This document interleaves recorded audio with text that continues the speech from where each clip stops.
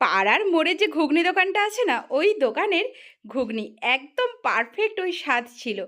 দেখুন বন্ধুরা, তার সাথে যদি লেবু লঙ্কা আর একটু পেঁয়াজ কুচি থাকে তো কথাই নয়, তাই না? তার জন্য দেখুন মটর আর আলুগুলোকে নুন হলুদ দিয়ে প্রেশার মধ্যে 2 থেকে 3টে সিটি দিয়ে রেখে দিয়েছিলাম। এইদিকে কড়াইয়ের মধ্যে তেল দিয়ে তাতে গোটা গরম মশলার ফোড়ন দিয়ে তাতে একে একে দিয়ে দিলাম গোটা জিরে শুকনো লঙ্কার ফোড়ন দিয়ে তাতে বেশ কিছুটা পেঁয়াজ দিয়ে দিয়েছিলাম। দেখুন পেঁয়াজগুলোকে একটু ভালো করে ভাজা ভাজা করে তার মধ্যে কিছুটা নারকেল কোড়ানো দিয়েছি, দিয়ে একটু নাড়াচাড়া করতে হবে। তার মধ্যে দিয়েছি 2 মিডিয়াম সাইজের টমেটো, পরিমাণ মতো নুন, আর দিলাম একটু আদা রসুনের পেস্ট, কাঁচা লঙ্কা, হলুদ গুঁড়ো, জিরে গুঁড়ো সমস্ত কিছু দিয়ে ভালো করে নাড়াচাড়া করুন।